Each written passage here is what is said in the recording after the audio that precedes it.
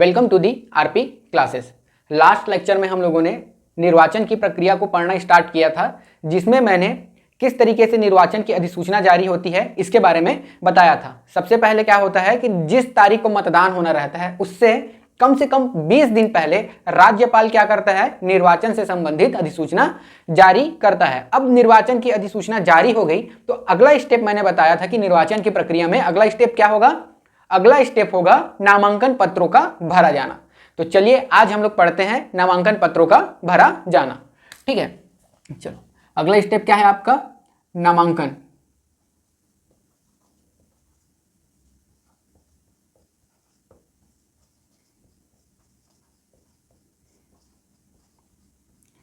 ठीक, आज हम लोग पढ़ने वाले हैं नामांकन पत्रों का भरा जाना। तो देखिए सबसे पहले दिमाग में क्वेश्चन यही आता है कि नामांकन पत्र होता क्या है। ठीक है, पहला सवाल क्या आ गया मन में कि नामांकन पत्र क्या होता है।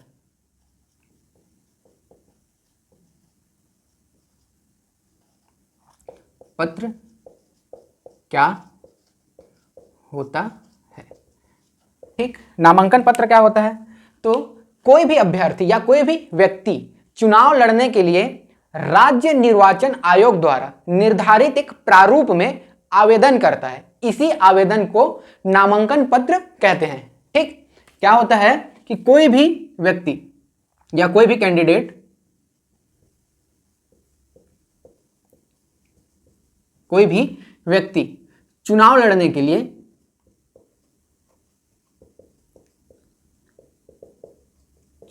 लिए क्या करता है, चुनाव लड़ने के लिए राज्य निर्वाचन आयोग द्वारा, इंपॉर्टेंट है याद रखना, राज्य निर्वाचन आयोग, राज्य निर्वाचन आयोग द्वारा निर्धारित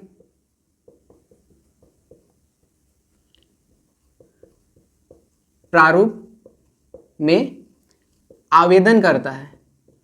ठीक, चुनाव लड़ने के लिए क्या करेगा, एक निर्धारित प्रारूप में आवेदन करेगा। ठीक है, इसी आवेदन को या इसी आवेदन पत्र को क्या बोलते हैं, इसी आवेदन पत्र को नामांकन पत्र कहा जाता है। ठीक है, तो नामांकन पत्र क्या है समझ आ गया। एक और पॉइंट याद रखो, याद रखो इसमें क्या रहता है, तो इसमें अभ्यर्थी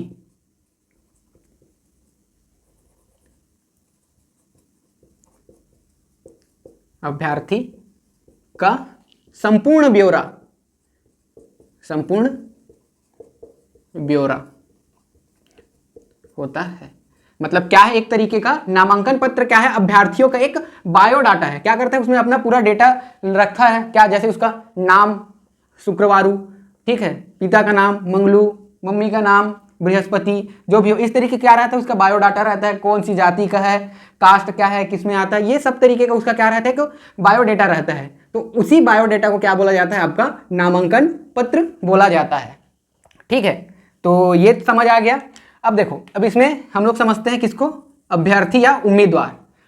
ठीक, तो अब देखो दूसरा पॉइंट सब ये आ जाता है दिमाग में कि उम्मीदवार कौन होता है, उम्मीदवार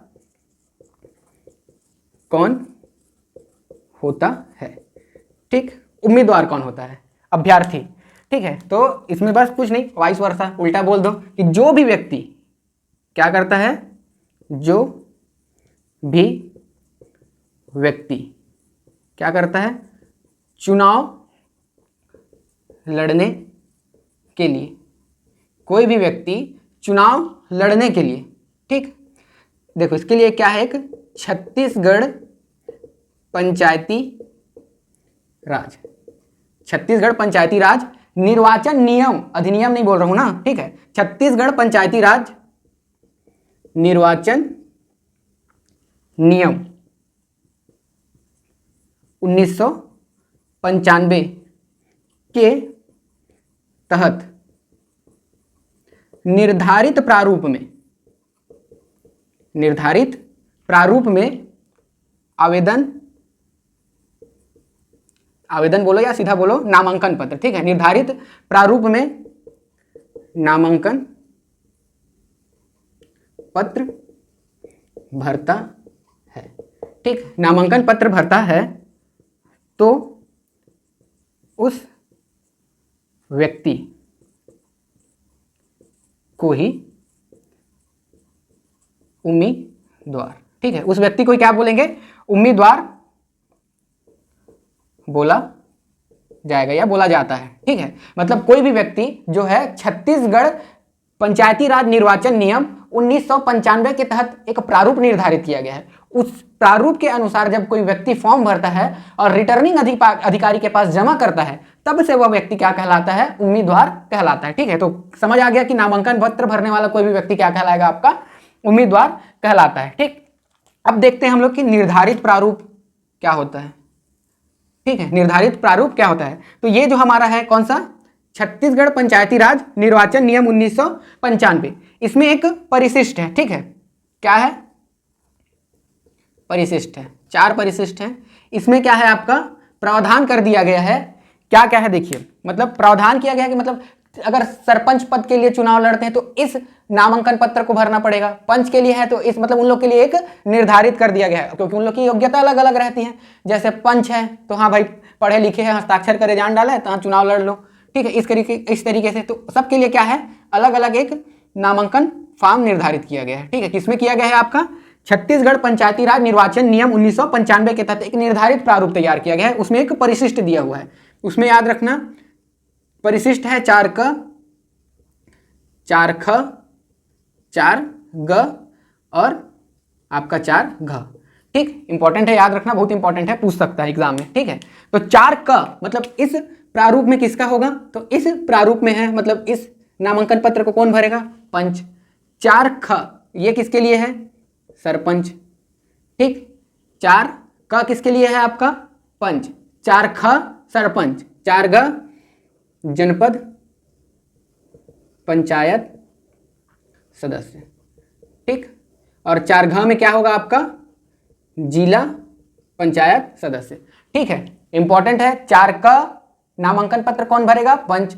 4 ख सरपंच, 4 ग आपका जनपद पंचायत सदस्य और 4 घ में क्या है, आपका जिला पंचायत सदस्य। इस प्रारूप में क्या करेंगे, अपना नामांकन पत्र भरेंगे, ठीक। चलिए यहां तक समझ आ गया आप लोग को। उम्मीदवार क्या होता है, नामांकन पत्र क्या होता है, उम्मीदवार क्या होता है और निर्धारित प्रारूप कहां पे, आपका जो छत्तीसगढ़ पंचायती राज निर्वाचन नियम 1995 के जो परिशिष्ट है उसमें क्या है, आपका 4 क ख ग और घ। इसके अनुरूप क्या होते हैं, आपका जो पंचायत में उम्मीदवार हैं उस नामांकन पत्र को प्राप्त कर क्या करते हैं, भरते हैं। तो अब सवाल आता है कि नामांकन पत्र प्राप्त कहां से करें। नामांकन पत्र तो भरना है, तो नामांकन पत्र कहां से मिलेगा, ठीक। तो याद रखना कहां से प्राप्त होगा, ठीक है, कहां से प्राप्त होगा। तो इसको देखिएगा, ये कहां से प्राप्त करेंगे, तो रिटर्निंग अधिकारी के पास से। बहुत इंपॉर्टेंट है, ठीक है ना। रिटर्निंग अधिकारी में जब पढ़ा रहा था तो बताया था बहुत सारा काम आएगा इसका। कौन सा आपका रिटर्निंग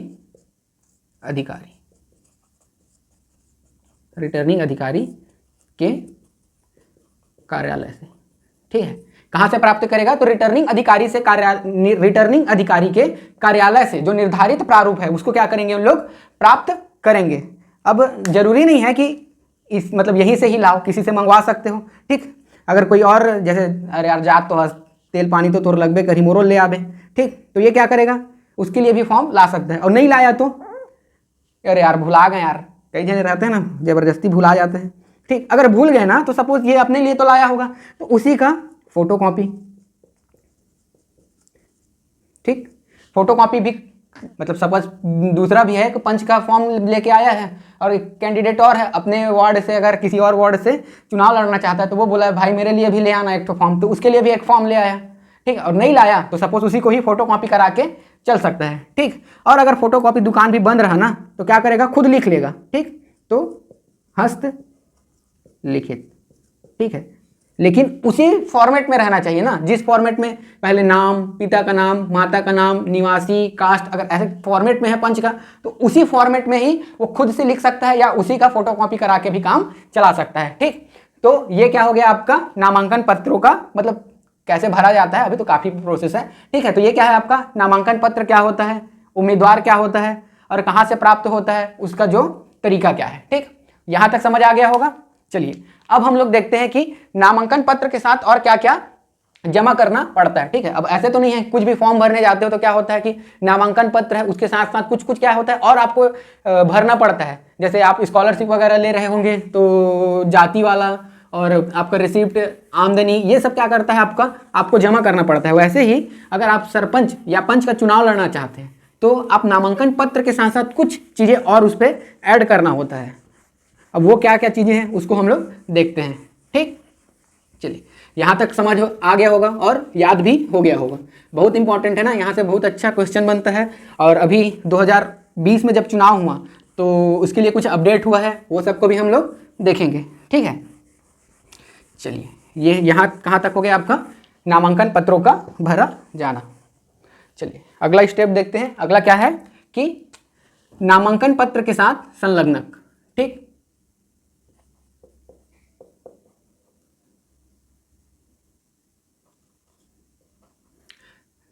नामांकन पत्र के साथ आवश्यक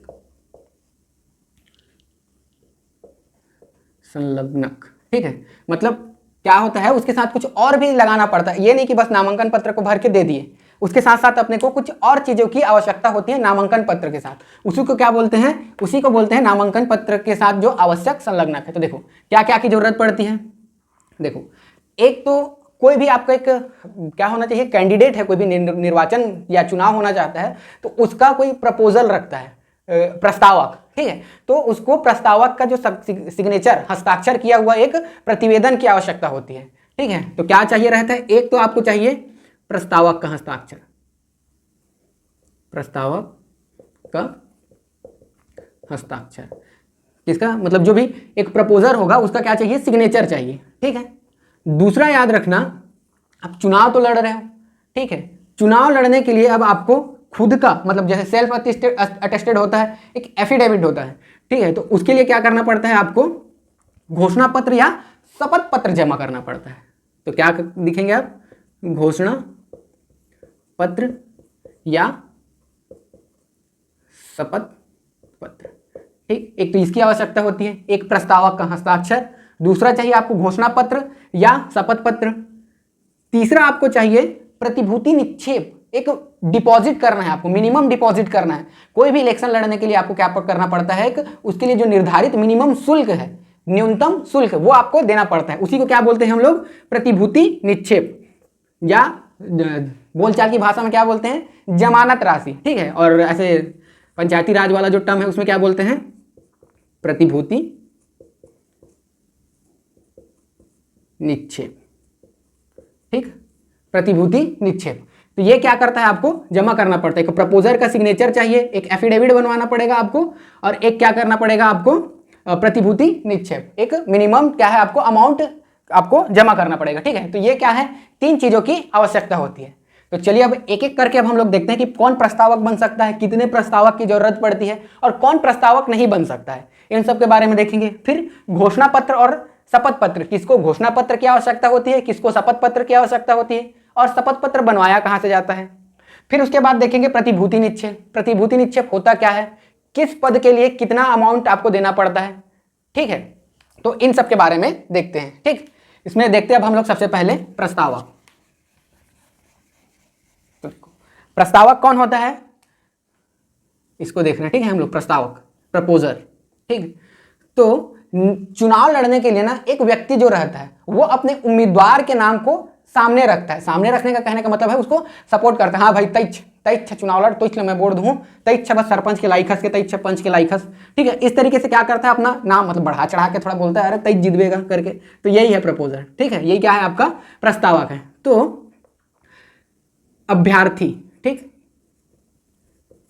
अभ्यर्थी का नाम सामने, सामने कहने का मतलब अपने तरफ से क्या करेगा, सपोर्ट करेगा। जैसे चुनाव लड़ने जाता है तो उसमें क्या करेगा, एक प्रपोजर की जरूरत पड़ती है, ठीक है। तो अभ्यर्थी का नाम सामने रखने वाला, ठीक, एकदम शॉर्ट में लिखा हूं, समझ आ जाएगा कि कोई भी कैंडिडेट है उसको क्या करता है, ये सपोर्ट करता है, उसका नाम क्या है अपने सामने रखता है। ठीक, तो वो क्या कहलाता है, आपका अभ्यर्थी कहलाता है। ठीक है, दूसरा पॉइंट याद रखना कि किसी भी पद पे निर्वाचन करने के लिए, ठीक है, किसी भी, अच्छा दूसरा पॉइंट ये याद रखना कि कौन अब क्या है प्रस्तावक बन सकता है। ठीक है, कौन प्रस्तावक बन सकता है। तो सपोज एक वार्ड है, वार्ड से क्या आता है आपका पंच। ठीक है, वार्ड से क्या आएगा आपका पंच।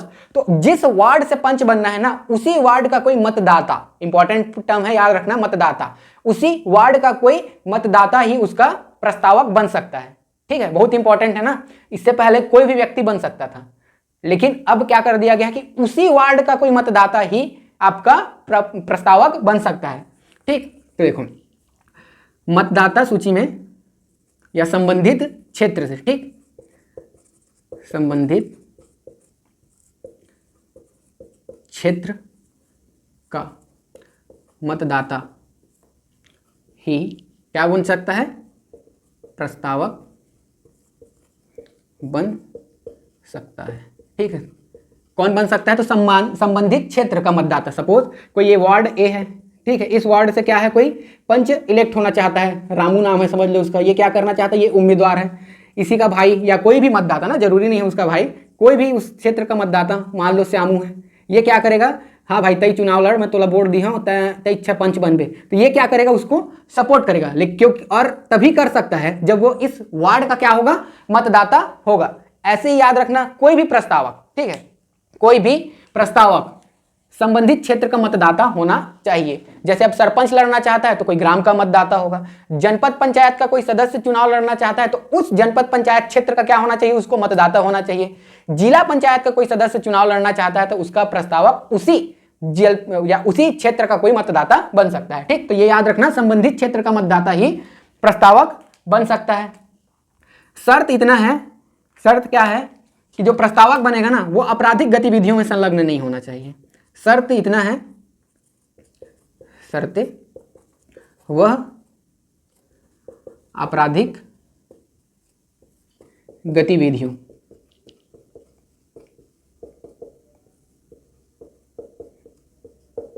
संलग्न ना हो। ठीक है, कोई भी प्रस्तावक, उसके लिए सिर्फ एक ही कंडीशन रखा गया है, एक कंडीशन नहीं दो है, एक तो मतदाता होना चाहिए और दूसरा आपराधिक गतिविधियों में संलग्न नहीं रहना चाहिए। बाकी उसका कितना पढ़ा है, क्या करता है, उससे कोई लेना देना नहीं है। ठीक है, बस आपराधिक गतिविधियों में संलग्न नहीं होना चाहिए और उस संबंधित क्षेत्र का क्या होना चाहिए, मतदाता होना चाहिए। तो वह व्यक्ति क्या कहलाएगा, आपका प्रस्तावक कहलाता है। ठीक है, अब एक पॉइंट याद रखना, कोई भी व्यक्ति की जगह मैं मतदाता लिख रहा हूं, कोई भी मतदाता केवल एक क्षेत्र के लिए, ठीक है, एक क्षेत्र के लिए, कोई भी मतदाता केवल एक क्षेत्र के लिए, या चलो ठीक है इसी तरीके से, कोई भी मतदाता केवल एक क्षेत्र के लिए, एक किसके लिए, उम्मीदवार, एक उम्मीदवार के लिए प्रस्तावक बन सकता है। ठीक है ना, इंपॉर्टेंट है याद रखना। मतलब कोई भी प्रस्तावक जो है एक क्षेत्र में, सपोज ये वार्ड से दो आदमी चुनाव लड़ रहे हैं, ये वार्ड है समझ लो, यहाँ से राम और क्या कर रहे हैं, श्याम, दोनों चुनाव लड़ रहे हैं, और एक इस वार्ड का कोई मतदाता है समझ लो कालू। ठीक, अब इसको क्या है, ये मतदाता है, इसको क्या करना है, प्रस्तावक बनना है, तो यह केवल या तो राम का बन सकता है या तो श्याम का बन सकता है। मतलब एक प्रस्तावक जो है किसी दो उम्मीदवार का, एक प्रस्तावक किसी दो उम्मीदवार का प्रस्तावक नहीं बन सकता है। कोई एक व्यक्ति किसी एक ही उम्मीदवार का क्या होगा, प्रस्तावक बनेगा। ये नहीं कि दो दो जने को बढ़िया भड़का रहे हो, हाँ भैया तई जितबे, अरे तोरो मैं प्रस्तावक बनूं, तोरो मैं प्रस्तावक बनूं, तीनों करे थोड़ा थोड़ा कमाई हो जाए, ऐसा नहीं चलेगा। ठीक है, तो उसके लिए क्या है, कोई भी प्रस्तावक केवल एक उम्मीदवार का क्या बन सकता है, आपका प्रस्तावक बन सकता है। ठीक, अब ऐसा नहीं है भाई कि सपोज कोई एक व्यक्ति था पंच और एक क्या है आपका सरपंच। ठीक है, इसके लिए कोई एक खड़ा है, सपोज ये वार्ड ए का क्या है, वार्ड ए का पंच है, और इसी वार्ड ए में क्या है आपका एक वोटर होगा, इसका नाम कुछ भी रख देते हैं, एक्स है समझ लो। ठीक है, अब ये क्या करेगा, ये तो अगर एक वार्ड के लिए इस पंच का प्रस्तावक बन सकता है। ठीक है, तो वो वार्ड में तो सिर्फ एक पंच का प्रस्तावक बन सकता है, अन्य पंच का नहीं बन सकता। तो क्या यह एक्स सरपंच का प्रस्तावक बन सकता है, हम बन सकते हैं। क्यों नहीं बन सकता है? सपोज एक ही उम्मीदवार दोनों के लिए चुनाव लड़ रहा होगा, यही एक्स पंच के लिए भी लड़ रहा है, यही एक्स सरपंच के लिए भी लड़ रहा है, तो ये ए व्यक्ति जो है पंच का भी प्रस्तावक बन सकता है, सरपंच का भी प्रस्तावक बन सकता है, ठीक है। और सपोज अगर अलग अलग व्यक्ति भी रहा तो इसमें क्या है कि जो पंच बनेगा, पंच के लिए प्रस्तावक वार्ड का मेंबर होना चाहिए, सरपंच का प्रस्तावक क्या होना चाहिए? ग्राम का मेंबर होना चाहिए। तो ग्राम का मेंबर, तो ये तो एक्स वार्ड का मेंबर है, ए के लिए वार्ड ए के लिए क्या है, वो मेंबर है।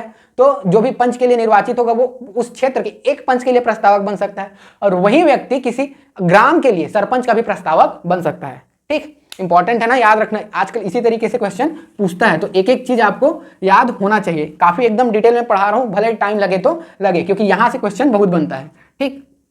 तो एक पॉइंट और याद रखना, प्रत्येक उम्मीदवार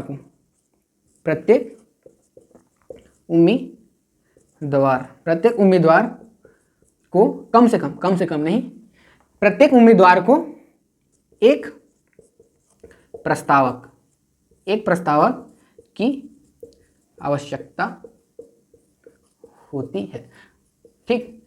अब भाई जब तक प्रस्तावक का नाम नहीं होगा ढंग से, प्रस्तावक ही नहीं है, तब तक वो तो चुनाव लड़ ही नहीं सकता, क्योंकि ये क्या है, मैंडेटरी है कि उसको कम से कम एक प्रस्तावक का सिग्नेचर चाहिए, ठीक है। तो प्रत्येक उम्मीदवार को एक प्रस्तावक की आवश्यकता होती है, ठीक है। कोई भी एक प्रस्तावक अपने उम्मीदवार का नाम सामने रखेगा, ठीक है। तो अब देखो, अब क्या क्या आ गया आपका पद, क्या क्या है आपका, पंच है, सरपंच है, ठीक। पंच सरपंच, आपका जनपद, इसको बीडीसी लिख देता हूं, ठीक है, जनपद पंचायत सदस्य समझ लो, बीडीसी, और ये आपका जिला पंचायत सदस्य डीडीसी, ठीक।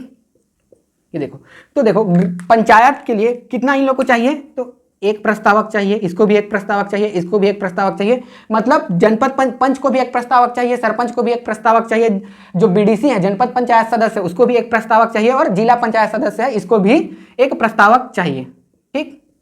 और कौन हो सकता है, तो ये वार्ड का मेंबर होना चाहिए, वार्ड का मतदाता, ठीक। ये क्या होना चाहिए, तो इसको ग्राम का मतदाता होना चाहिए, ठीक। इसको क्या होना चाहिए, तो जो जनपद पंचायत निर्वाचन क्षेत्र है, जनपद पंचायत निर्वाचन क्षेत्र का मतदाता होना चाहिए, ठीक। और इसका क्या होना चाहिए, जिला पंचायत निर्वाचन क्षेत्र का मतदाता, ठीक। समझ आ गया ना, याद भी हो गया होगा, ठीक है। इस तरीके से अगर नोट्स बना रहे होगे ना, तो ऐसे बाकायदा सीक्वेंस में बनाते जाना, एक बार देखोगे पूरा याद आ जाएगा, ठीक है। तो अभ्यर्थी का नाम रखने वाला व्यक्ति प्रस्तावक होता है, संबंधित क्षेत्र का मतदाता ही प्रस्तावक बन सकता है, शर्तें कोई आपराधिक गतिविधियों में संलग्न न हो, कोई भी मतदाता केवल एक क्षेत्र के लिए एक उम्मीदवार का प्रस्तावक बन सकता है, ठीक है। और प्रत्येक प्रस्तावक को प्रत्येक उम्मीदवार को एक एक प्रस्तावक की आवश्यकता होती है, पंच को वार्ड का एक मतदाता, सरपंच को ग्राम का एक मतदाता, ठीक। बीडीसी को जनपद पंचायत सदस्य या जनपद पंचायत निर्वाचन क्षेत्र का कोई एक मतदाता क्या करेगा, बीडीसी के लिए आपका प्रस्तावक बन सकता है, और इसी तरीके से आपका जिला पंचायत, ठीक। तो ये आपका हो गया प्रस्तावक, ठीक है। प्रस्तावक के बारे में समझ आ गया। एक पॉइंट याद रखना कि जैसे नामांकन पत्र अगर भरा जाना रहता है, ठीक है, नामांकन पत्र, तो नामांकन पत्र या तो स्वयं उम्मीदवार भर सकता है, या फिर अगर उसके पास टाइम नहीं है, बढ़िया चुनाव प्रचार प्रसार में लगा है, तो उसका जो प्रस्तावक है, कौन है आपका, उसका प्रस्तावक भी क्या कर सकता है, आपका नामांकन पत्र भर सकता है, अपने लिए नहीं, अपने उम्मीदवार के लिए ही क्या करेगा प्रस्तावक, कोई भी व्यक्ति का या कोई भी उम्मीदवार है उसके लिए क्या करेगा, नामांकन पत्र भर सकता है, या तो स्वयं उम्मीदवार भर सकता है, या तो प्रस्तावक भर सकता है, ठीक। तो ये हो गया आपका प्रस्तावक समझ आ गया। अब देखते हैं हम लोग शपथ पत्र, ठीक है, समझ आ गया होगा, मिटा देता हूं, और कुछ प्रस्तावक में छूट तो नहीं गया, छूट गया होगा ना तो मैं बता दूंगा, ठीक है। चलिए, ये हो गया आपका प्रस्तावक। दूसरा देखते हैं हम लोग शपथ पत्र,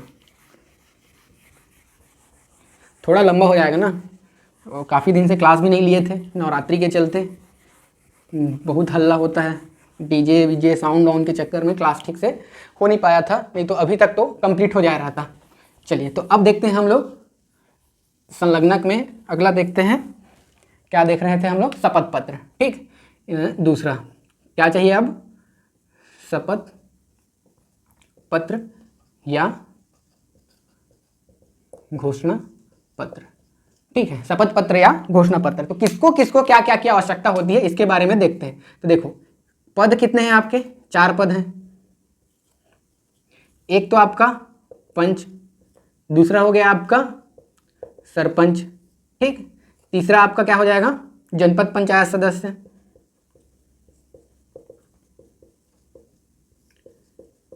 कोई भी उम्मीदवार जो इसके लिए चुनाव लड़ता है, और एक हो जाएगा आपका जिला पंचायत सदस्य। ये क्या करते हैं, अगर चुनाव लड़ते हैं तो किसको किसको क्या क्या क्या आवश्यकता होती है। तो देखो पंच जो है, पंच को घोषणा पत्र या शपथ पत्र की आवश्यकता नहीं होती है, ठीक, याद रखना नहीं होती है इसलिए बता रहा हूं क्योंकि स्टेटमेंट में इसी तरीके से पूछ देता है ना कि इस पंच के लिए घोषणा पत्र, शपथ पत्र, ठीक, तो आवश्यकता नहीं होती है। सरपंच को शपथ पत्र, इनको शपथ पत्र और इनको भी शपथ पत्र की आवश्यकता होती है। तो इंपॉर्टेंट है आपका सरपंच। सरपंच को इससे जो पूर्व इलेक्शन हुआ था, अभी 20 में हुआ था इलेक्शन, लेकिन उससे पहले जब 15 में इलेक्शन हुआ था ना, तब इनको घोषणा पत्र की आवश्यकता होती थी। लेकिन अभी इसमें संशोधन करके 2020 में इलेक्शन हुआ तो 2019 में पंचायती राज अधिनियम में थोड़ा सा संशोधन हुआ था, तो उस संशोधन के तहत अब सरपंच को भी शपथ पत्र की आवश्यकता होती है। पहले उसको घोषणा पत्र देना पड़ता था, स्व घोषणा पत्र बोलते हैं, लेकिन अब जो है उसको भी शपथ पत्र की आवश्यकता होगी, ठीक है। इंपॉर्टेंट है ना, बहुत इंपॉर्टेंट है। प्रीवियस क्वेश्चन होंगे जितने भी अभी तक जितने भी क्वेश्चन आए हैं प्रीवियस के 2020 से पहले, उसमें इसी तरीके से स्व घोषणा पत्र को लेके आंसर लिया हुआ है, तो उससे कंफ्यूज मत होइएगा। अब क्या है, सरपंच को शपथ पत्र की आवश्यकता होती है, ठीक है। अब बात आती है कि शपथ पत्र की आवश्यकता तो होती है, लेकिन इन लोग शपथ पत्र कहां से बनवाते हैं, तो इन लोग शपथ पत्र बनवाते हैं JMFC, joint magistrate first class, ठीक। कहां से बनवाते हैं, आपका ज्वाइंट मजिस्ट्रेट फर्स्ट क्लास। इनसे क्या कराते हैं, आपका शपथ पत्र तैयार कराते हैं। ये भी इंपॉर्टेंट है, ठीक, याद रखना, ठीक है। तो ये हो गया आपका शपथ पत्र। पंच को ना तो शपथ पत्र की आवश्यकता होती है ना तो घोषणा पत्र की। क्या करेगा पंच, जब उस संलग्नक लगाएगा तो उसमें एक नामांकन पत्र होगा, नामांकन पत्र के साथ प्रतिभूति निक्षेप की एक जो रिसिप्ट है वो लगाएगा, और अपने प्रस्तावक का जो सिग्नेचर है वो, बस कैंडिडेट बन गया। लेकिन जो सरपंच है, जनपद पंचायत सदस्य है, जिला पंचायत सदस्य है, इनको निर्वाचन के लिए शपथ पत्र की भी आवश्यकता होती है। और शपथ पत्र कहां से बनवाते हैं, तो ये शपथ पत्र बनवाते हैं आपका ज्वाइंट मजिस्ट्रेट फर्स्ट क्लास, ठीक। चलिए, तो ये आपका हो गया शपथ पत्र। इंपॉर्टेंट है ना, 100% यहां से क्वेश्चंस बनते हैं और बहुत क्वेश्चन पूछे हैं अभी तक, कुछ नहीं तो 100-200 क्वेश्चन तो ऐसे ही बना दिए होंगे, मतलब इसी को अलग अलग एग्जाम में, ठीक। तो बहुत इंपॉर्टेंट है, याद रखना। चलिए आगे देखते हैं। अब हम लोग शपथ पत्र के बाद देखते हैं हम लोग प्रतिभूति निक्षेप।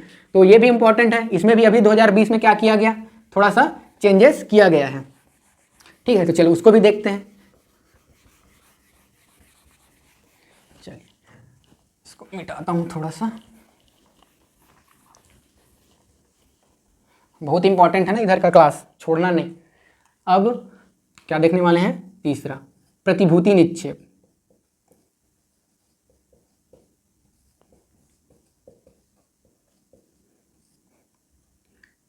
ठीक, ये क्या है, आपका डिपॉजिट है, एक मिनिमम अमाउंट है जो आपको क्या करना है, इलेक्शन लड़ने के लिए जमा करना पड़ता है। इसी को क्या बोलते हैं हम लोग, जमानत राशि भी बोलते हैं, ठीक है। क्या बोलते हैं, जमानत राशि,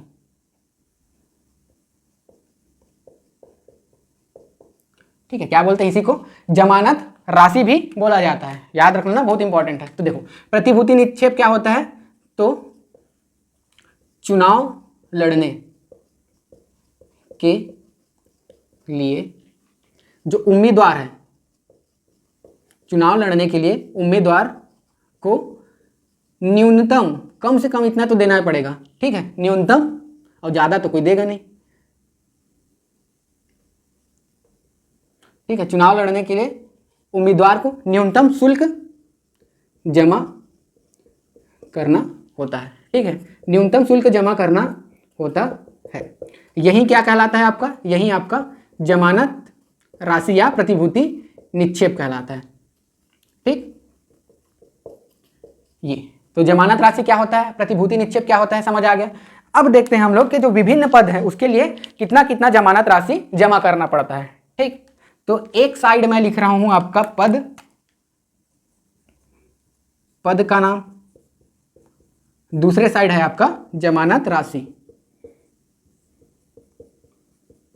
इसमें भी आपका जमानत राशि में दो तरीके से देखना, एक तो अनारक्षित होगा आपका, जो लोग रिजर्व नहीं है, ठीक, जनरल लोग, ठीक, एक आपका होगा जनरल और एक है आपका आरक्षित वर्ग।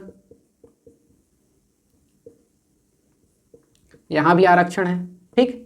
एक क्या हो गया आपका पद का नाम, इसको छोड़ो, एक क्या हो गया जमानत राशि, इसमें आरक्षित और अनारक्षित और आरक्षित। तो आरक्षित कौन कौन है, तो मैंने बताया था SC, ST, OBC और फीमेल, ये क्या है आपका, ये आरक्षित है, ठीक है। तो देखो पद देखते हैं हम लोग। सबसे पहला आपका 4 पद हैं, ठीक। एक पद आपका पंच, सरपंच, जनपद पंचायत सदस्य, BDC, और एक हो गया आपका जिला पंचायत सदस्य, ठीक। तो देखो पंच को ना, जो अनारक्षित है, इसको 50 रुपया, कितना, मात्र 50 रुपये जमा करना पड़ेगा। उसकी जमानत राशि कितना है, तो 50 रुपये। सरपंच को 1000 रुपये, ठीक, 50 रुपये 1000 रुपये, यहाँ से भी ना मतलब हजारों बार क्वेश्चन पूछा गया होगा। जनपद पंचायत सदस्य को 2000 रुपये और जिला पंचायत सदस्य को आपको 4000 रुपये जमा करना पड़ता है। किसको, अनारक्षित को, ठीक है। अनरिजर्व्ड जो जनरल लोग हैं, जनरल को क्या है आपका, जो अनरिजर्व्ड है, उसको पंच के लिए 50 रुपये, सरपंच के लिए 1000 रुपये, जनपद पंचायत सदस्य के लिए 2000 रुपये और जिला पंचायत सदस्य के लिए 4000 रुपये का प्रतिभूति निक्षेप जमा करना पड़ता है, ठीक। और वहीं अगर आरक्षित वर्ग हैं तो 25 रुपये, सरपंच पद के लिए 500 रुपये, जनपद पंचायत सदस्य के लिए 1000 रुपये और जिला पंचायत सदस्य के लिए मात्र आपका 2000 रुपये जमा करना पड़ता है। मतलब कुल मिला के समझ आ गया होगा कि इनको क्या है आपका, इनको 50% का क्या है, डिस्काउंट है, 50% छूट है, ठीक है। मतलब क्या है कि जितना भी है अमाउंट उसका आधा उन लोग को लगेगा। कोई भी फीमेल कैंडिडेट है तो पंच के लिए 25 रुपये, सरपंच के लिए 50 रुपये, जनपद पंचायत सदस्य के लिए 1000 रुपये और जिला पंचायत सदस्य के लिए 2000 रुपये। मतलब उन लोग को 50% का क्या है आपका डिस्काउंट दिया गया है आपका आरक्षित वर्ग को, ठीक। तो ये हो गया आपका प्रतिभूति निक्षेप, इतना बहुत इंपॉर्टेंट है। तो ये क्या हो गया आपका संलग्नक हो गया। अब बात आती है कि प्रतिभूति निक्षेप, अब सब क्या कहिए, अब हम लोग सबसे पहले अब नामांकन पत्र को भरा जाना हुआ। तो नामांकन पत्र को भरने के लिए सबसे पहले हम लोग क्या किए, नामांकन पत्र लाए, ठीक है। एक परिशिष्ट, एक निश्चित जो प्रारूप है उसके अनुसार, ठीक। फिर उसको हम लोग भरने के बाद क्या किए, अब हम लोग उसके साथ जो आवश्यक डॉक्यूमेंट्स है वो हम लोग क्या किए, उसके साथ अरेंज किए, उसके साथ लगाए, ठीक है। अब उसमें लगाने के बाद प्रस्तावक का भी सिग्नेचर हो गया, ठीक, शपथ पत्र भी ले लिए और प्रतिभूति निक्षेप भी लगा लिए। अच्छा एक बात याद रखना कि ये प्रतिभूति निक्षेप कहाँ, मतलब कहाँ से जमा करना पड़ेगा, मतलब ये पैसा है वो कहाँ जमा करना पड़ेगा, कहाँ जमा करें, ठीक।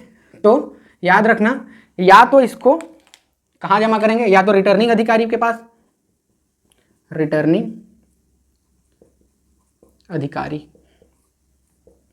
के कार्यालय में, ठीक है, रिटर्निंग अधिकारी के कार्यालय में, या तो जिला कोषागार में, जिला कोषागार, ठीक है। एक फंड है आपका डिस्ट्रिक्ट फंड करके, तो वहां पे आप क्या करेंगे, या तो रिटर्निंग अधिकारी के पास या तो जिला कोषागार में। कैसे करेंगे, नगद दे दो, ठीक, या तो चालान कटवा लो, ठीक है। नगद या तो चालान के माध्यम से, और आजकल क्या पता UPI चल रहा होगा, वहां भी फोन पे कर दो, ठीक है।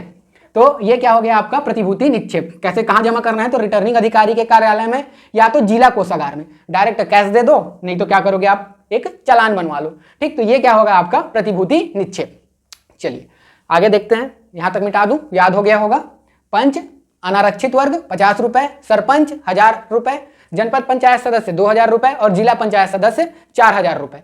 आरक्षित वर्ग को देना पड़ेगा आपको 25 रुपए, पंच के लिए, सरपंच के लिए 500 रुपए और जनपद पंचायत सदस्य के लिए 1000 और जिला पंचायत सदस्य के लिए 2000। जमा कहां करना है, तो रिटर्निंग अधिकारी के पास या जिला कोषागार में। नगद या तो चालान के माध्यम से जमा कर सकते हैं, ठीक। तो ये हो गया आपका प्रतिभूति निक्षेप। चलिए आगे देखते हैं। अब हम लोग कुछ नोट करके याद रखना, यहाँ से भी क्वेश्चन बनेंगे, ठीक है। बहुत डीप में आजकल पूछता है ना क्वेश्चन, आजकल क्या पहले भी पूछ ही रहा था, लेकिन आजकल और डीप में जा रहा है, ठीक है। तो पूरा डीप में एकदम डिटेल पढ़ते हैं हम लोग, ठीक है। पूछ देगा कहाँ जमा करना पड़ता है, कैसे जमा करना पड़ता है, यूपीआई चलता है कि नहीं, ठीक। चलता होगा भाई, अब डिजिटल इंडिया का ज़माना है, ठीक है। लेकिन अब पुराना पंचायती राज तो पहले का बना हुआ है, तो उसका जो अधिनियम वाला बुक है उसमें चालान या नगद दिया हुआ था, तो वो मैं बता रहा हूँ, ठीक। चलिए, अब ये हो गया आपका संलग्नक भी हो गया, उसके साथ क्या क्या लगाना है ये भी समझ आ गया होगा और याद हो गया होगा, ठीक है। अब देखते हैं हम लोग कुछ नोट करके याद रखना। अब देखो, कोई भी व्यक्ति चुनाव लड़ना चाहता है, ठीक है। क्या करना चाहता है, चुनाव लड़ना चाहता है। सपोज वो पंच के लिए भी चुनाव लड़ना चाहता है, सरपंच के लिए भी चुनाव लड़ चाहता है, जनपद पंचायत के लिए, तो क्या वो सभी चुनाव एक साथ लड़ सकता है? तो इसका आंसर है नहीं, ठीक है। कोई भी व्यक्ति, ठीक, कोई भी व्यक्ति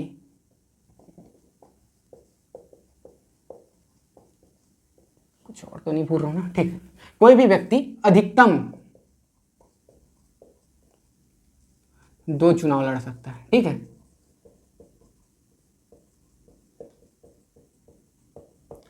कोई भी उम्मीदवार अधिकतम 2 चुनाव लड़ सकता है, उससे ज्यादा नहीं लड़ सकता।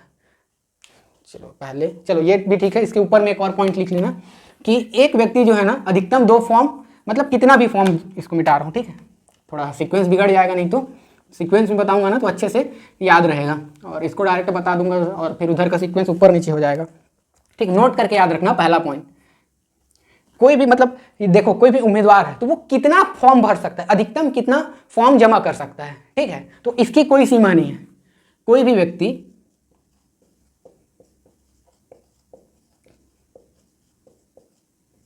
कोई भी व्यक्ति 2 या 1 से अधिक फॉर्म भर सकता है, ठीक। कोई भी व्यक्ति 1 से अधिक फॉर्म भर सकता है, ठीक। ऐसा आया ना स्टेटमेंट में कि नामांकन पत्र के संबंध में क्या सही है, उसमें एक स्टेटमेंट बना देगा कि कोई व्यक्ति अधिकतम 2 फॉर्म भर सकता है, 3 फॉर्म भर सकता है। तो ऐसा कोई नहीं है, वो 1 से अधिक फॉर्म भर सकता है। लेकिन याद रखना, फॉर्म भरे जाने की तारीख से, कौन सा, फॉर्म भरे जाने के तारीख से पहले के जो, अगर सही भर दिया है ना, तो पहले के 2 फॉर्म एक्सेप्ट होंगे, बाकी सबका क्या होगा, रिजेक्ट कर दिया जाएगा, अस्वीकृत कर दिया जाएगा। क्योंकि अगला स्टेप कौन सा है आपका, अगला स्टेप होगा आपका स्क्रूटनी, ठीक, संवीक्षा। तो संवीक्षा में क्या करेंगे कि जो फॉर्म आपका है उसको क्या करेंगे, रिजेक्ट भी कर सकते हैं, ठीक है। तो याद रखना, तो कोई भी व्यक्ति 1 से अधिक फॉर्म भर सकता है, ठीक। लेकिन याद रखना, लेकिन फॉर्म भरे जाने की तिथि से पहले, मतलब जो फॉर्म भी भरा गया है, सपोज एक 30 तारीख को भरा गया, एक, इसको अच्छे से बनाता हूँ, एक 1 तारीख को भरा, एक 2 तारीख को भरा, एक 3 को भरा, एक 4 को भरा, एक 5 को भरा, तो एक्सेप्ट तो एक मैक्सिमम 2 होगा, ठीक है। केवल 2 फॉर्म ही एक्सेप्ट होगा, बाकी सब रिजेक्ट हो जाएगा। तो इसमें जो 1 तारीख को भरा है अगर सही भरा है तो ये एक्सेप्ट हो जाएगा, 2 तारीख का फॉर्म भी अगर सही से भरा है तो ये एक्सेप्ट हो जाएगा, बाकी जो 3, 4, 5 को भरा है वो रिजेक्ट हो जाएगा, ठीक। तो याद रखना, लेकिन फॉर्म भरे जाने की तिथि से पहले 2, या फॉर्म भरे जाने की तिथि से पहले 2 पहले भरे गए, ठीक, पहले भरे गए 2 फॉर्म स्वीकृत होंगे, ठीक। बाकी क्या हो जाएगा, बाकी आपका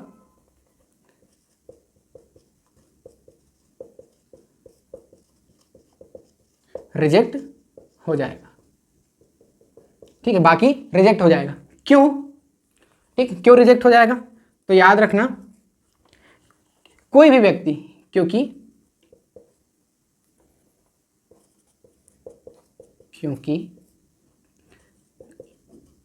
कोई भी व्यक्ति अधिकतम 2 चुनाव लड़ सकता है, ठीक है। अधिकतम 2 चुनाव लड़ सकता है। कोई भी व्यक्ति अधिकतम 2 चुनाव लड़ सकता है। बहुत इंपॉर्टेंट है ना, कोई भी अधिकतम कितने चुनाव लड़ सकता है, तो 2। ये नहीं कि मैं पंच का भी लड़ लूं, सरपंच का भी लड़ लूं, जनपद पंचायत सदस्य का भी लड़ लूं, जिला पंचायत, नहीं, अधिकतम 2 चुनाव ही लड़ सकते हैं। ठीक है, तो देखो अब इसमें मैं एक थोड़ा सा और चार्ट बना रहा हूं, इससे भी क्वेश्चन बढ़िया से बनता है। ठीक है, तो अधिकतम 2 चुनाव लड़ सकता है, तो ये 2 चुनाव का अरेंज कैसे होगा, बता दे रहा हूं ना, 2 ही, ऐसा नहीं कि सरपंच का भी लड़ लूं, पंच का भी लड़ लूं, जनपद पंचायत का भी लड़ लूं, जिला पंचायत का भी लड़ लूं, नहीं, ऐसा नहीं होगा। ठीक है, अधिकतम वो 2 चुनाव ही लड़ सकता है, चाहे वो अलग अलग स्तर हो या एक स्तर हो। ठीक है, तो देखो, क्योंकि देखो अब चुनाव लड़ सकता है, एक साथ चुनाव लड़ सकता है, मैं पॉइंट बना दे रहा हूं, एक साथ चुनाव लड़ा जा सकता है। ठीक, एक साथ चुनाव लड़ा जा सकता है और इधर नहीं लड़ा जा सकता है, मतलब एक साथ चुनाव नहीं लड़ा जा सकता है, एक साथ चुनाव नहीं लड़ा जा सकता। ठीक, एक साथ चुनाव नहीं लड़ा जा सकता। 2 का अरेंज कैसे होगा इसको बता रहा हूं, देखो, तो एक साथ चुनाव लड़ा जा सकता है, कोई भी व्यक्ति पंच, एक पंच और एक पंच व सरपंच का, पंच और सरपंच का एक साथ चुनाव लड़ सकता है। ठीक, या देखो दूसरा, पंच व जनपद पंचायत सदस्य। ठीक है, या तो एक पंच का चुनाव लड़ ले, या तो नहीं, पंच का भी लड़ सकता है और जनपद पंचायत के एक साथ चुनाव लड़ सकता है। तीसरा देखो, पंच का व जिला पंचायत सदस्य का लड़ सकता है, बिल्कुल लड़ सकता है। चौथा देखो, सरपंच व जनपद पंचायत सदस्य का बिल्कुल लड़ सकता है। या 5वां पॉइंट देखो, सरपंच व जिला पंचायत सदस्य का बिल्कुल लड़ सकता है। एक पंच का, सरपंच का, पंच जनपद पंचायत, पंच जिला पंचायत, सरपंच जनपद पंचायत, सरपंच जिला पंचायत, और एक याद रखना, जनपद पंचायत सदस्य व जिला पंचायत सदस्य। ठीक, तो ये क्या है आपका, ये 6 तरीके का कॉम्बिनेशन बन सकता है। ठीक है, 3 पद है A B C, तो क्या बनेगा इससे, 3 टाइप का आपका कॉम्बिनेशन बनेगा, सॉरी 3 टाइप का बोलता हूँ, 6 प्रकार का, और ये 6 प्रकार का कॉम्बिनेशन ये है। ठीक, और अगर रिपीट ना हो तो मैथ का टॉपिक है, छोड़ो। ठीक, ये समझ आ गया आपको कि कौन कौन सा चुनाव लड़ सकता है। तो पंच, सरपंच का, पंच जनपद पंचायत सदस्य का, पंच जिला पंचायत सदस्य का, सरपंच जनपद पंचायत सदस्य का, सरपंच जिला पंचायत सदस्य का, जनपद पंचायत सदस्य और जिला पंचायत। तो इस प्रकार से वो 6 चुनाव लड़ सकता है। लेकिन अब देखो कौन कौन सा चुनाव नहीं लड़ सकता है, एक साथ नहीं लड़ सकता है। तो 2 वार्डों से पंच का, ये नहीं कि सपोज ये वार्ड ए है, ये वार्ड बी है, यहीं से कोई व्यक्ति ए से भी लड़ लूं, बी से भी लड़ लूं, तो ये पॉसिबल नहीं है। ठीक, या तो वो ए से लड़े या तो बी से लड़े, सिर्फ एक जगह से निर्वाचन लड़ सकता है। तो 2 वार्डों से, या 2 या 2 से अधिक लिख लो। ठीक है, 2 या 2 से अधिक क्या, एक ही वार्ड में लड़ सकते हैं, बात खत्म। ठीक, तो 2 वार्डों से पंच का नहीं लड़ सकते। ठीक, 2 या 2 से अधिक ऐसे लिख लेना, ज्यादा 2 या, अरे समझ आ जाएगा। ठीक, 2 ग्राम पंचायत से, 2 ग्राम पंचायत से सरपंच का, क्या है आपका, 2 ग्राम पंचायत से सरपंच का भी एक साथ चुनाव नहीं लड़ सकते। ठीक, तीसरा याद रखो, 1 जनपद पंचायत या 2 जनपद पंचायत क्षेत्र से जनपद पंचायत सदस्य का नहीं लड़ सकते, नहीं। ठीक, और 2 या 2 से अधिक जिला पंचायत क्षेत्र से क्या आपका डीडीसी। ठीक है, तो ये क्या है आपका, चुनाव नहीं लड़ सकते। मतलब ये नहीं है कि वार्ड ए से भी पंच का चुनाव लड़ लूँ, वार्ड बी से भी 24 ठो से लड़ लेता हूँ, 24 ठो तो होता नहीं है, मैक्सिमम 20 होता है, तो 20 जगह से लड़ लेता हूँ, कहीं ना कहीं से तो जीत ही जाऊंगा, नहीं, वो मैक्सिमम एक ही जगह से चुनाव लड़ सकता है, एक से अधिक नहीं। वैसे ही 2 ग्राम पंचायतों से सरपंच का चुनाव नहीं लड़ा जा सकता, और 2 जनपद पंचायत क्षेत्र से जनपद पंचायत सदस्य के लिए चुनाव नहीं लड़ा जा सकता। ठीक है, तो ये क्या है आपका, चुनाव नहीं लड़ा जा सकता। और ये भी नहीं ना, मैक्सिमम 2 फॉर्म ही एक्सेप्ट होगा, तो ये तो स्पष्ट हो गया है कि वो एक साथ ना तो पंच, सरपंच, जनपद पंचायत सदस्य ऐसा करके तीनों का भर लूँ तो ये भी पॉसिबल नहीं है। इसमें क्या होगा, सपोज पहले में वो पंच का भरा, दूसरे में वो इसको भरा, तीसरे में वो इसको भरा, तो ये दो एक्सेप्ट होगा, ये वाला रिजेक्ट हो जाएगा। तो इस तरीके से कुछ चीज़ें समझने वाली है, अगर पढ़ाने में मेरे से छूट गया होगा ना तो उस चीज़ों को समझ लेना इस तरीके से, ठीक है।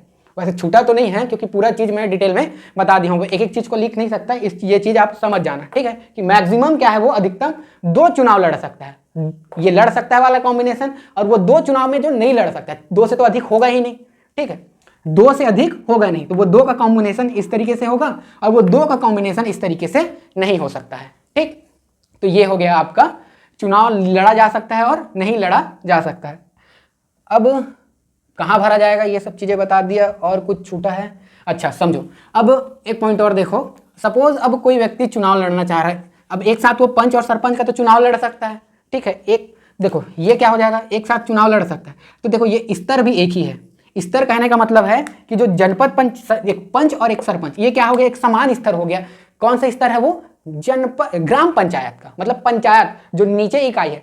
आपको बताया था मैं कि जो पंचायती राज अधिनियम के अंतर्गत जो सबसे छोटी निर्वाचित इकाई है वो क्या है, आपका ग्राम पंचायत है। ग्राम पंचायत में आपका पंच का भी निर्वाचन होता है और सरपंच का भी। सरपंच जो होता है वो मुखिया होता है, हेड होता है, पंच जो है वो वार्ड का हेड होता है। अब हमको पता है कि ये भी क्या होता है, प्रत्यक्ष निर्वाचित होता है, ये भी प्रत्यक्ष, तो ये क्या है, प्रत्यक्ष निर्वाचित होते हैं और समान स्तर पे हैं। तो अगर ये समान स्तर पे हैं और अगर इनको प्रतिभूति निक्षेप जमा करना पड़ा, जरूरी नहीं है ना कि अगर एक से अधिक पद के लिए चुनाव लड़ते हैं ना, तो ये जरूरी नहीं है कि उसको दोनों पद के लिए प्रतिभूति निक्षेप जमा करना पड़े। समझ रहे हो ना क्या कहना चाहता हूँ। सपोज अगर वो पंच के लिए चुनाव लड़ता है तो उसको 50 रुपये देना पड़ेगा, अगर अनारक्षित वर्ग का है तो, ठीक, और सरपंच के लिए है तो उसको 1000 देना पड़ेगा। तो ये अगर सपोज वो एक साथ पंच और सरपंच का चुनाव लड़ता है, ठीक है, एक साथ पंच और सरपंच का चुनाव लड़ना पड़ता है, तो क्या उसको पंच के लिए अलग से देना पड़ेगा, क्या उसको सरपंच के लिए अलग से देना पड़ेगा। तो याद रखना, किसी भी जगह मतलब चुनाव लड़ने के लिए अगर चुनाव लड़ा जाता है और समान स्तर पर चुनाव लड़ा जाता है तो उसको क्या है, अधिकतम वाला शुल्क जमा करना पड़ता है। मतलब यह है कि अगर एक व्यक्ति पंच और सरपंच दोनों का चुनाव एक साथ लड़ता है तो उसको सरपंच वाला पैसा जमा करना पड़ेगा, प्रतिभूति निक्षेप जमा करना पड़ेगा। जो पंच वाला है उसकी आवश्यकता नहीं है, ठीक। तो ये क्या हो गया आपका समान स्तर पर। समान स्तर कहने का मतलब अब जो निचला इकाई है आपका ग्राम पंचायत, जनपद पंचायत, जिला पंचायत। अब समझो, अब ये तो समान स्तर पर हो गया और बाकी सब क्या है, आपका स्तर समान नहीं है। देखो पंच, जनपद पंचायत, ये ग्राम पंचायत स्तर पे हो गया, ये आपका जनपद पंचायत स्तर पे हुआ, ये आपका ग्राम स्तर पर हुआ, ये जिला स्तर पर हुआ, ये आपका ग्राम स्तर पर हुआ, ये जनपद स्तर पर, ग्राम स्तर, जनपद स्तर, जिला स्तर। मतलब स्तर क्या हो गया आपका, चेंज हो गया। अब स्तर जब चेंज हो जाता है ना, तो देखो यहां से क्या करना पड़ेगा, उसको पंच के लिए अलग से, अनारक्षित है तो 50 रुपये जमा करना पड़ेगा, और जनपद पंचायत के लिए फॉर्म भरना है तो उसको अलग से, अगर अनारक्षित वर्ग का है तो 2000 रुपये जमा करना पड़ेगा, ठीक है। तो ये पॉइंट भी आप याद रखना। समझ आ गया होगा, होप आ गया होगा। एकदम डिटेल में पढ़ा रहा हूँ, भले ही आज का क्लास लंबा होगा क्योंकि बहुत दिनों से क्लास नहीं ले पाए हैं, इसलिए हम लोग पूरा क्लास को आज कंप्लीट करते हैं। मतलब पूरा क्लास को क्या मतलब, नामांकन पत्रों का भरा जाना, इसको हम लोग कंप्लीट कर लेते हैं, ठीक है। फिर उसके बाद अगला क्या होगा, स्क्रूटनी देखेंगे, ठीक, स्क्रूटनी के बाद प्रकाशन देखेंगे, नामांकन, ठीक, फिर उसके बाद नाम वापस लिया जाना, ऐसे करके धीरे धीरे कंप्लीट करेंगे, ठीक है। अब ये सारी चीज़ें हम लोग को समझ आ गई होगी, ठीक। तो मैं इसको मिटा देता हूँ। नहीं समझ आया होगा ना तो कमेंट कर दीजिएगा, मैं ना अगले क्लास में फिर से भले समझा दूंगा, क्योंकि एक बार में बहुत लंबा पढ़ रहे हैं हम लोग, लेकिन ज़रूरी है, बहुत दिनों से क्लास नहीं ले पाया था, जितना जल्दी अब कंप्लीट हो जाए। सामने एग्ज़ाम आ ही गया है, 6 तारीख को एक ईसाई का एग्ज़ाम है, उससे पहले कंप्लीट कर देते हैं, ठीक, और वो भी कंप्लीट हो जाएगा। फिर साथ में एडीओ का भी है, अभी तो अब 6-7 महीना कोई चांस नहीं लग रहा है लगने के लिए एडीओ का, खासकर, ठीक है। एडीओ का, एबीओ का, ये सब पूरा हवा में उड़ाए थे कोचिंग वाले। अभी मेरे को नहीं लगता कि किसी भी तरीके से 6-7 महीना तो ये एग्ज़ाम होगा टाइप से, ठीक। तो अभी फिलहाल कौन सा है आपका, अभी फिलहाल अगर एग्ज़ाम में देखा जाए तो एक है आपका एसआई का है, दूसरा एग्ज़ाम है अभी आपका पीएससी का, वो तो फिक्स है आपका फरवरी में, ठीक। चलिए अब देखो कि ये जो प्रतिभूति निक्षेप है, ठीक है, अभी क्या किए थे, प्रतिभूति निक्षेप के बारे में ही पढ़ रहे थे। तो कुछ ऐसे केस हैं जब ना प्रतिभूति निक्षेप वापस हो जाते हैं और किस केस में प्रतिभूति निक्षेप वापस नहीं होगा, ठीक है। तो इसको देखते हैं, एक देखते हैं हम लोग, एक साइड देख लेता हूं मैं, प्रतिभूति निक्षेप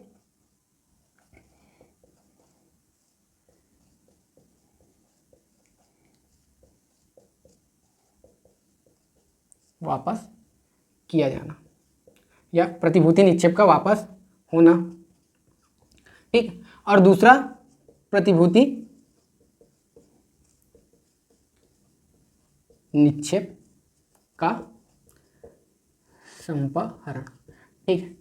ये टर्म यूज करते हैं कानून के लैंग्वेज में, संपाहरण। जब किसी भी चीज को जब्त कर लिया जाता है, वापस नहीं किया जाता है, तो उसको क्या बोलते हैं? संपाहरण। और जो संपत्ति इस तरीके से जमा कर ली जाती है उसको क्या बोलते हैं? संपाहरित संपत्ति, ठीक है। तो ये क्या हो गया आपका? प्रतिभूति निक्षेप का वापस किया जाना और प्रतिभूति निक्षेप का वापस नहीं किया जाना। तो देखो कौन कौन से केस था जिसमें प्रतिभूति निक्षेप वापस हो जाएगा। सपोज एक कैंडिडेट है, कौन? एक उम्मीदवार है। वो क्या करता है? बढ़िया फॉर्म वॉर्म जमा करके आया, मस्त खुश हुआ, फॉर्म वॉर्म जमा करके मस्त पिया खाया, निपट गया, मर गया। भैया दारू वारू पियेंगे मरेंगे ही, ठीक। तो ये क्या हुआ? निपट गया। तो मृत्यु हो जाने पर, मृत्यु कैसा? चुनाव से पहले, ठीक।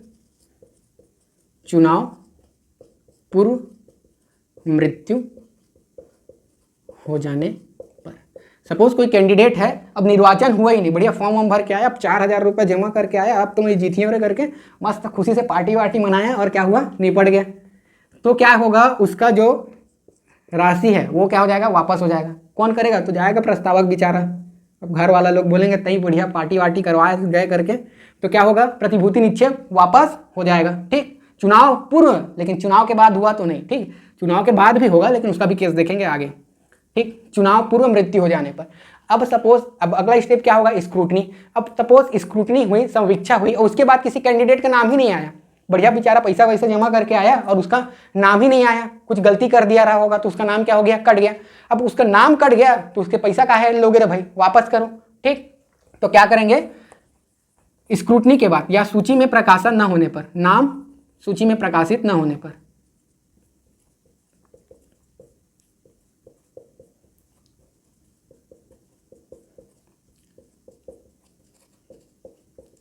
ठीक है। उसका क्या हुआ? अब कैंडिडेट का नाम ही नहीं आया, नहीं आया तो दे रहे भाई के पैसा ही ला दे दे कम से कम, ठीक। तो ये क्या होगा? आपका वापस हो जाएगा, ठीक।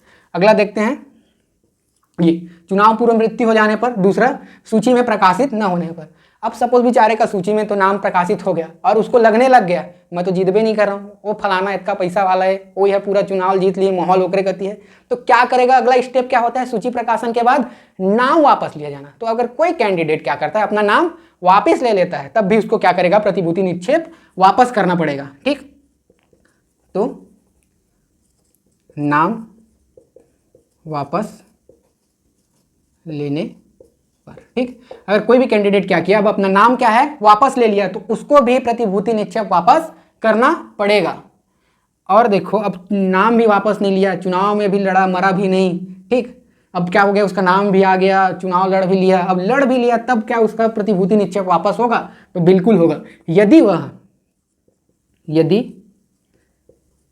उम्मीदवार, ठीक, यदि उम्मीदवार को, ये याद रखना, कुल मत नहीं ना, वैध मतों का, ठीक है।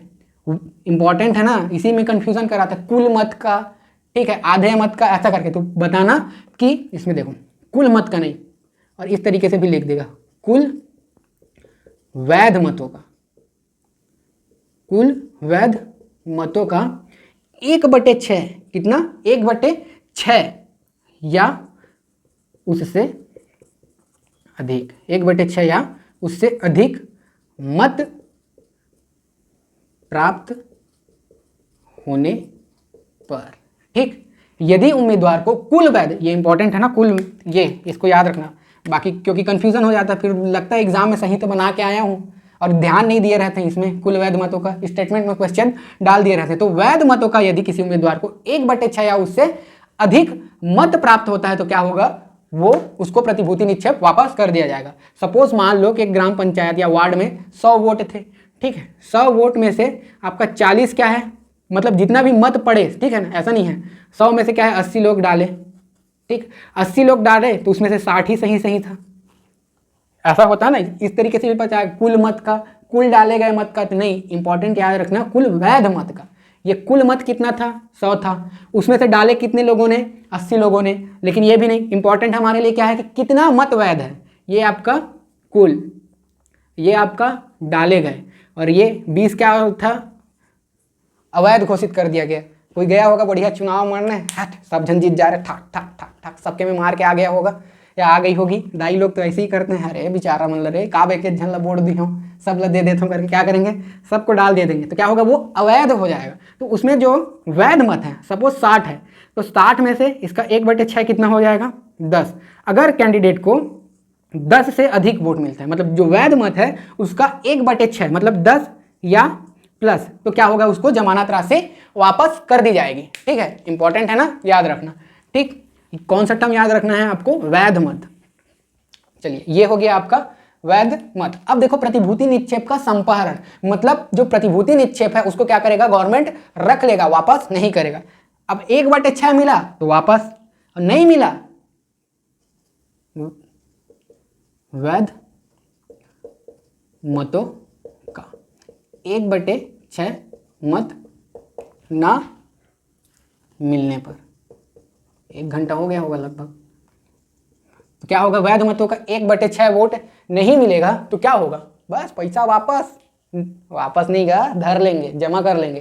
ठीक है, संपारित कर लेंगे। तो प्रतिभूति निक्षेप का क्या हो जाएगा, संपारण हो जाएगा, जब्त हो जाएगा।